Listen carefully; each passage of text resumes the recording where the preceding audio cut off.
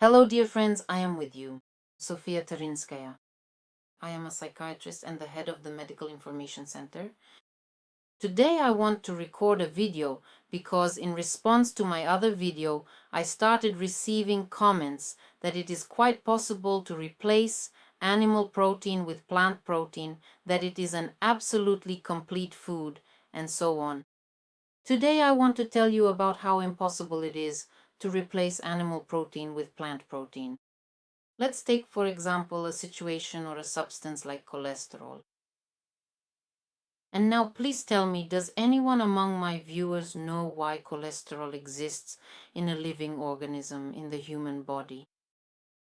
But in reality, cholesterol, when exposed to ultraviolet light, that is when a person is out in the sun, sunbathing, taking sun baths, cholesterol is converted into vitamin D3. And it is specifically vitamin D3 that is the anti-rachitic vitamin.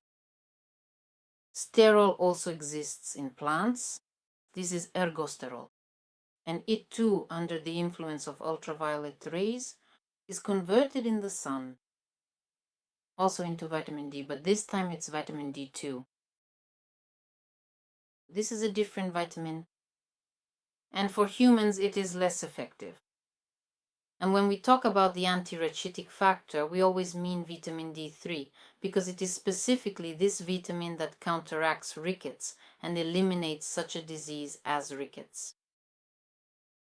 I can say that the causes of a huge number of problems in people, for example, such congenital deformities as cleft lip and cleft palate, are signs that the mother of this child is deficient in one of the vitamins, which is an animal-derived vitamin. It is found specifically in animal-based foods, which we get from animals. Or, for example, a mother can give birth to a child already suffering from pellagra. Where do we find the anti-pellagra vitamin? In meat. And in fact, the situation when a mother does not eat meat, denies herself meat, and gives birth to a child already with a deficiency of nicotinic acid lasts quite a long time, because this mother's milk, it also does not contain vitamin B3, nicotinic acid. And during the first period of the child's life, when growth and development are at their peak, they do not receive this vitamin. But the problem is also that when complementary feeding begins, the state of vitamin B3 deficiency does not allow the body to fully absorb nutrients. And then we see that very snowball effect of problems. Let me remind you that pellagra is also characterized by intellectual disability.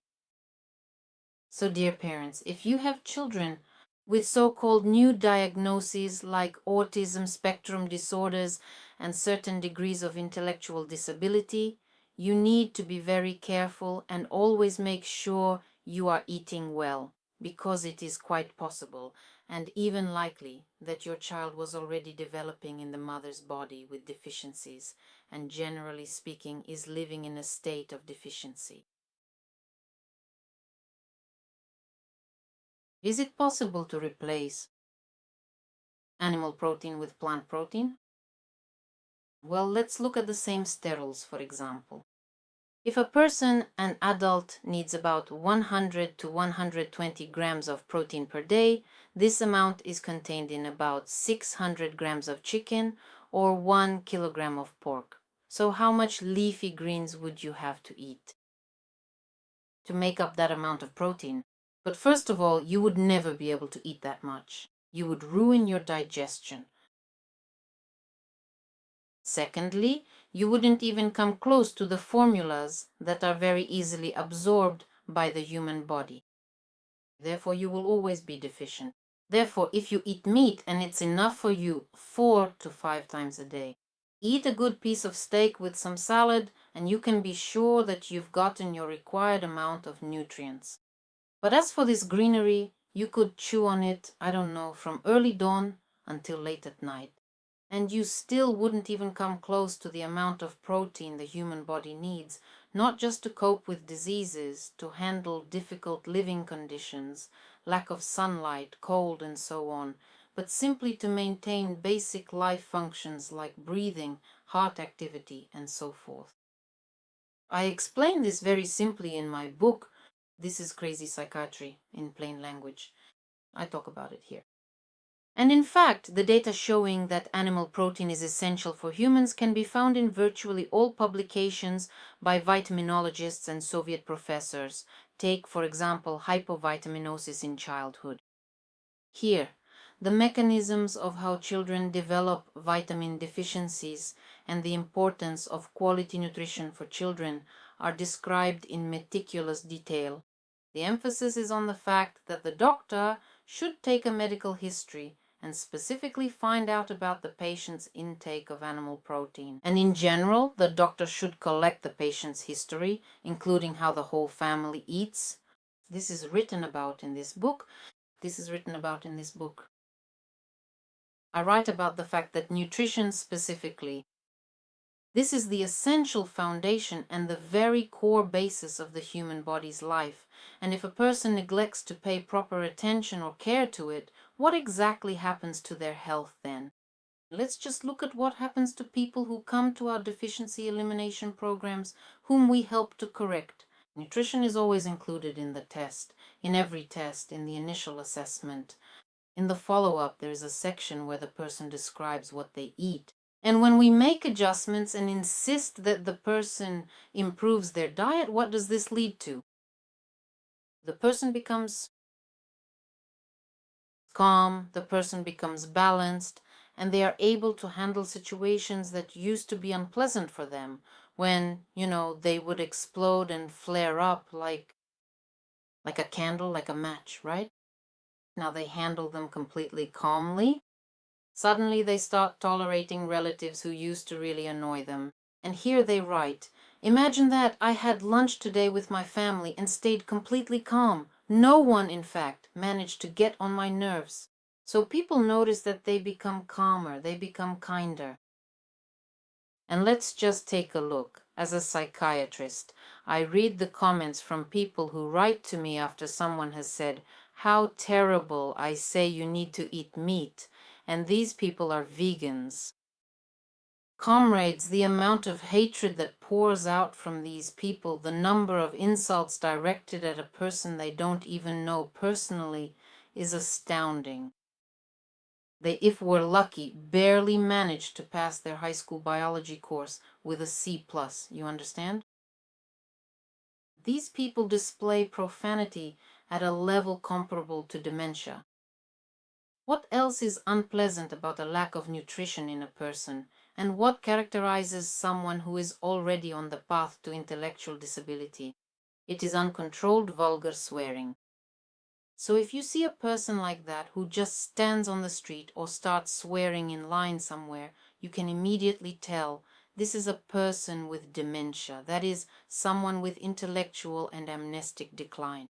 The number of people with intellectual and amnestic decline who start writing to me on my channel using exactly this kind of vulgar street language, it's just off the charts. And those of you who write me such comments, please think about where your diet is leading you. It brings you to a state of hatred toward another person, to a state where you can't control your anger, when it overwhelms you, when it consumes you. When you start shaking because you see something you don't like, or you don't understand, or you think something shouldn't exist. Do you understand? This is not sound thinking. And this is not physical health. I'm telling you this as a psychiatrist. A healthy person is calm, is reasonable. A truly healthy person is naturally kind and compassionate. And the many people who go through our comprehensive wellness programs at the center, they eventually become just like that. They become very calm, gentle, and kind. Their natural sleep patterns are fully restored. They become deeply relaxed, and they become much more at peace with themselves. Reasonable, they don't lose their heads in emergency situations.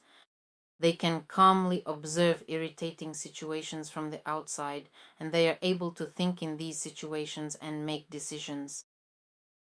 And this is exactly what makes them in life more successful. This is exactly what makes them winners in life. And one last remark, my friends. The question of meat consumption is a political issue. In the 1990s, when various documents began to be declassified, I read one of the documents, an internal document from the Committee for State Security. It was published at the time, and it stated that in Soviet Hungary there was a set meat consumption norm, 140 kilograms per person per year. And when their meat consumption norm was cut in half to 70 kilograms per person per year, a revolution broke out in Hungary. And in this memo, it was written that in the Soviet Union, the meat consumption norm per person was 35 kilograms, and no one here complains. Our people are so patient. Well, basically, that's what stuck with me, right? My friends, in a situation where most people can't afford to eat their fill, to just sit down and eat as much as they want, 3, 4, 5 times a day, to really eat as much as they want, whatever a person desires. Whether they want meat, fish, caviar, or smoked fish. What is it that they want? Just to sit down and eat their fill. So, when in these circumstances most people can't afford that, then you'll start hearing from every corner about how poor our cows are, how we should weep over their miserable lives, how eating meat is harmful, how meat causes cancer, and how you should just go out and chew on the right kind of grass. And then you'll be happy.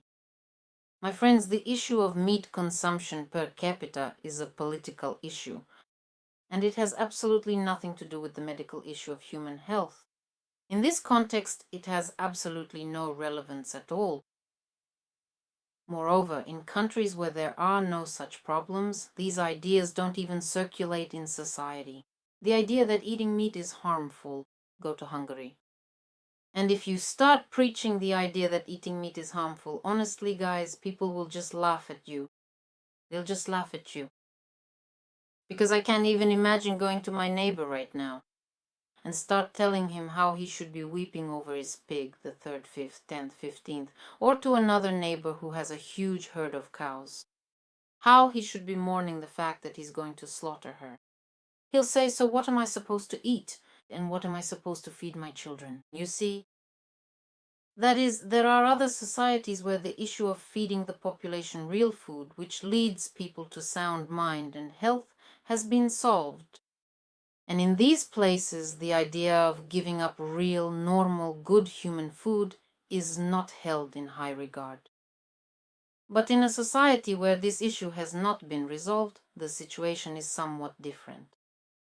I hope I have answered the question of whether it can be replaced. Animal proteins with plant-based ones. This was Sofya Dorinskaya with you. All the best. Goodbye.